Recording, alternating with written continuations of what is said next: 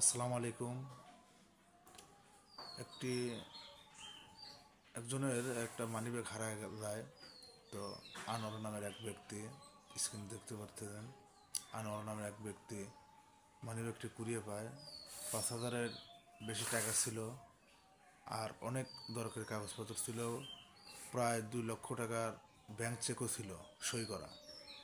এত কিছু পাওয়ার পরেও উনি লোভ করে নাই।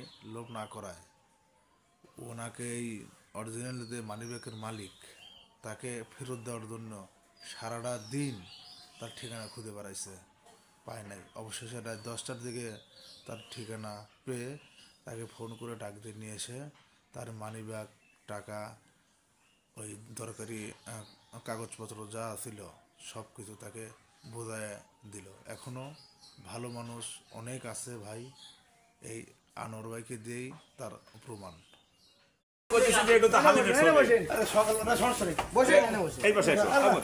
এই পাশে বসেন, এই পাশে বসেন, আপনি এই পাশে বসেন।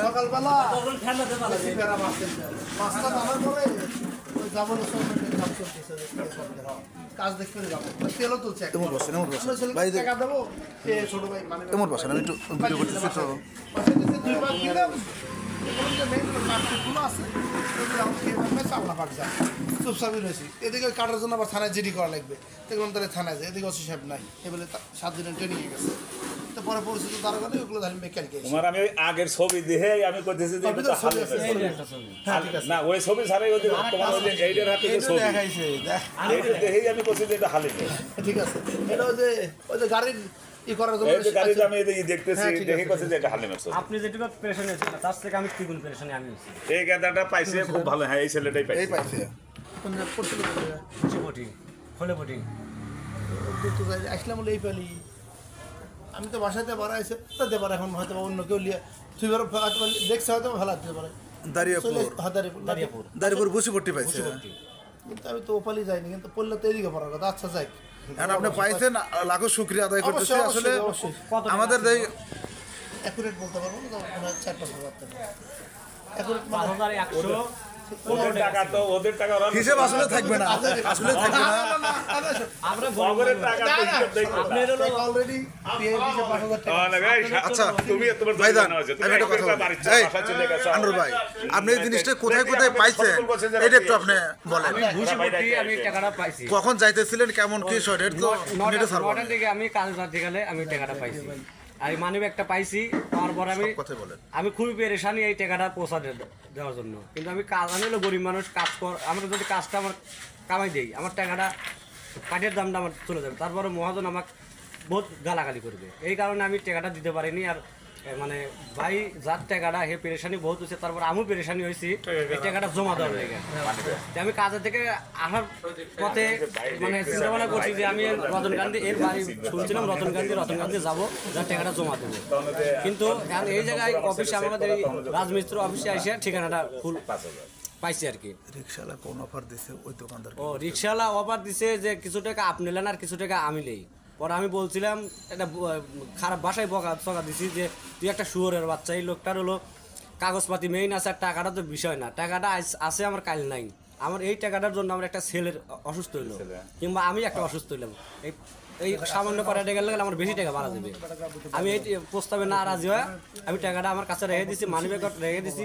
তোমার ভাইয়াকে আমি পৌঁছা দেওয়ার জন্য ফোন দিয়া আপনি এই ওই টাকাটা যার তা ফেরত দেওয়ার পর আপনার অনুভূতি কেমন, আপনার কেমন লাগতেছে? আমি খুবই ভালো লাগতেছে। এখন আমার সারাটা দিন আমার খুব খারাপ লাগছে, সারাদিন আমার কাজই মনে বসে নাই।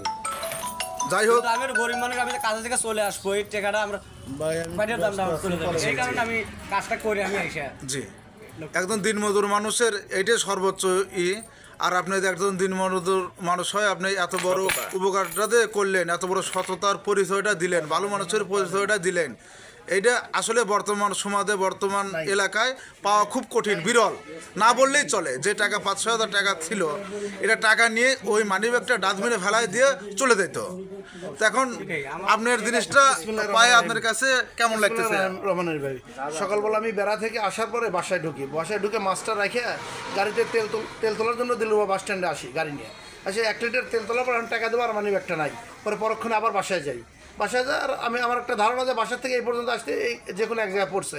অনেক খোঁজাখুঁজি করার পর না পাওয়ার কারণে আমি এক পর্যায়ে বলছি এখন আল্লাহ পাকি জানে কে পাইছে কে বা কা পায়, যদি কেউ পায় থাকে অন্তপক্ষে আমার বিশ্বাস যে মানি ব্যাগটা অন্ততপক্ষে আমার বাসায় এখন বা যখনই হোক মানি ব্যাগ দরকারি কাগজপাতি আছে, মানি ব্যাগটা আমার বাসার নিচে ফেলা টেলা দিতে হয়ে যাবে, এই একটা চিন্তা ভাবনার মধ্যে আসি। আর কি বলবো, আসলে যে ভাই পাইছে একজন দিনমজুরি ভাই, বর্তমান যুগ হিসেবে এরকম পাওয়ার পরে যেভাবে ফেরত দিবে এটা আমার অকল্পনীয় বিষয় ছিল। আমি অলরেডি আজকে জিডি করার জন্য থানাতেও গেছিলাম, ওসি সাহেব না থাকার কারণে আমি জিডিটা করতে পারিনি। আসলে এরকম ভাইকে মানে কি বলবো, এই বর্তমান জামানা হিসেবে ভাই একটা মানে কি বলবো, মানে আমার কি বলবো, আমার সে ভাষাটাই জানা নাই সোজা কথা। এরকম লোক পাওয়া খুবই কঠিন। একজন দিনমজুর হিসেবে সে ইচ্ছে করলে আমাকে না জানালেও পারতো, সে একটা মহত্তর পরিচয় দিছে। আমি অন্তত পক্ষে মানে আমার আর মোট কথা ভাই সম্বন্ধে কিছু বলার আমার ভাষা জানা নাই ভাই, সে যা করছে কি বল মানে মোট কথা আমার আর কোনো কিছু বলার ভাষা আমার জানা নাই এই ভাই।